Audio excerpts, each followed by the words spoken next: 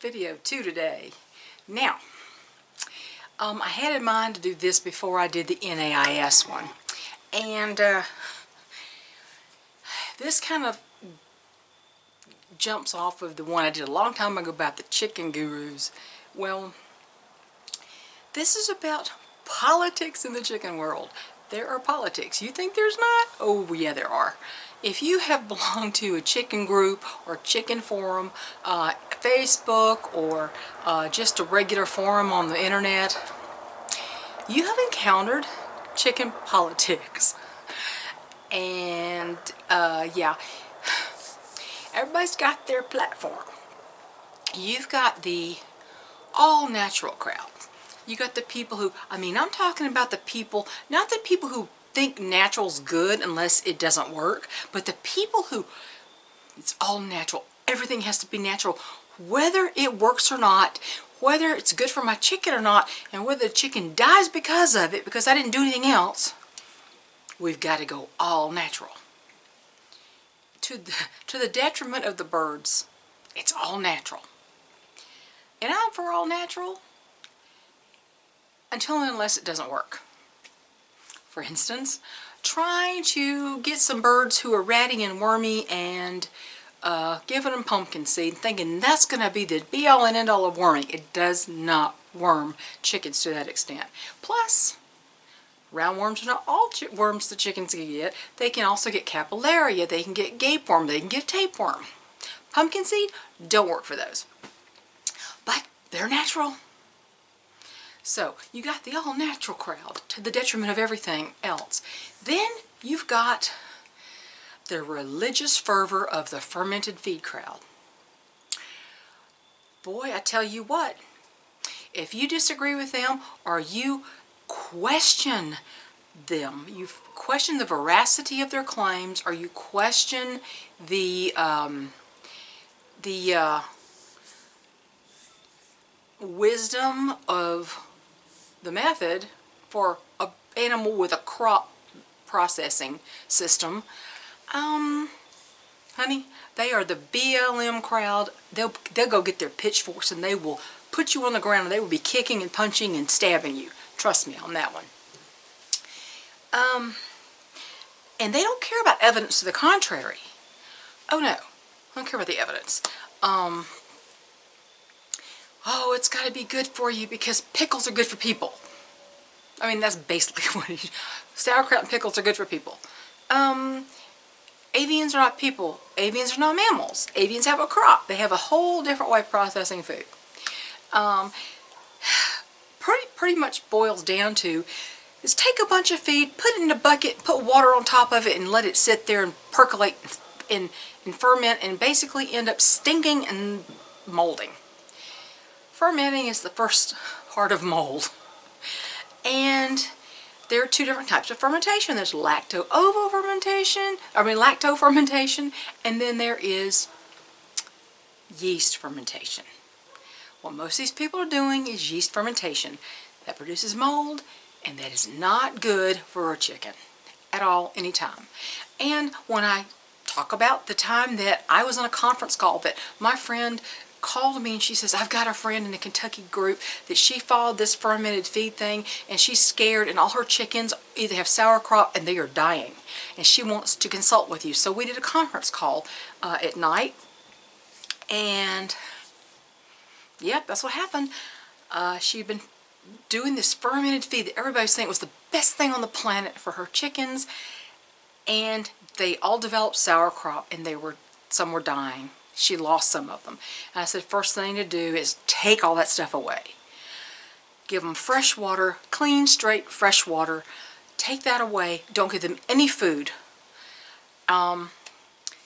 Really, that's about all you can do.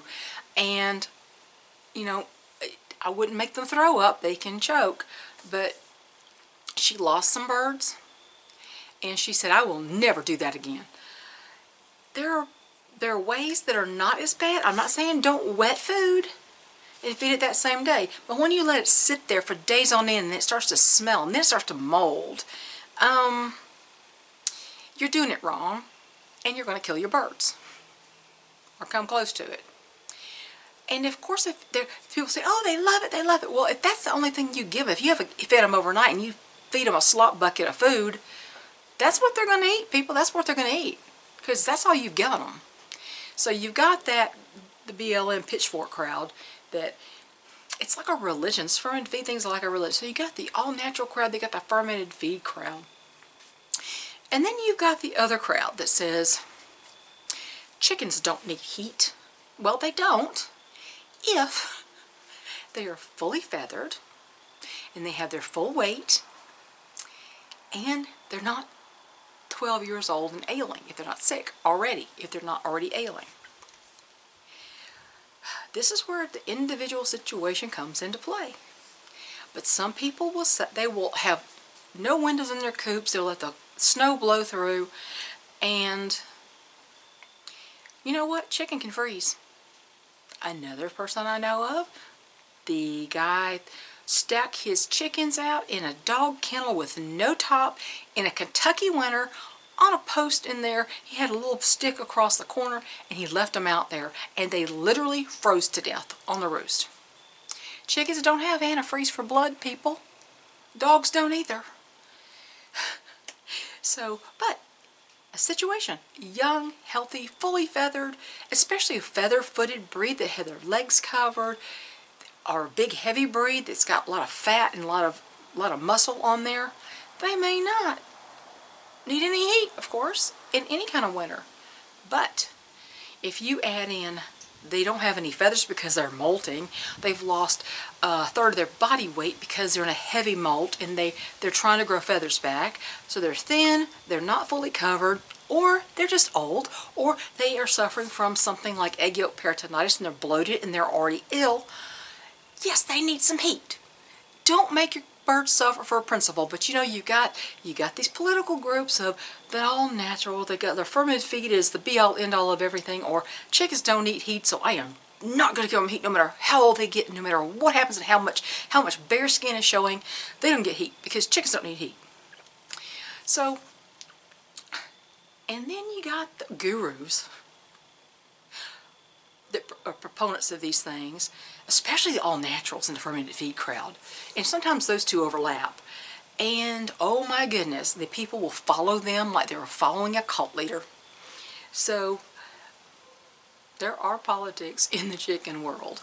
And that is one reason why I don't very often, I used to frequent the emergencies and health section on BYC. But I don't anymore. Because I kind of got tired of trying to say, look, I have extensive experience with internal laying. It is terminal. There's nothing you can do about it except keep your hen comfortable. If you want to euthanize her now, that is your choice, but you can keep her comfortable, and as long as she's not getting picked on, there's no reason she has to leave her group. But people don't listen. Well, I just think I'm going to do so-and-so, or I don't believe that. There's something I can do. I'm going to give her antibiotics, or whatever. And they won't listen to experienced people. So I just kind of quit going in there. Unless somebody tags me by my screen name for help, I don't even go there anymore. Because we got the gurus in there, and we got the all this crowd or the all that crowd. So just remember, if you are new to chickens and you decide to join backyardchickens.com or any other chicken group, especially on Facebook, a local chicken group or a sale chicken group, or any kind of swap group in any part of the state that you're in, just remember, the gurus are always out in force and there are politics in chicken keeping. See you later.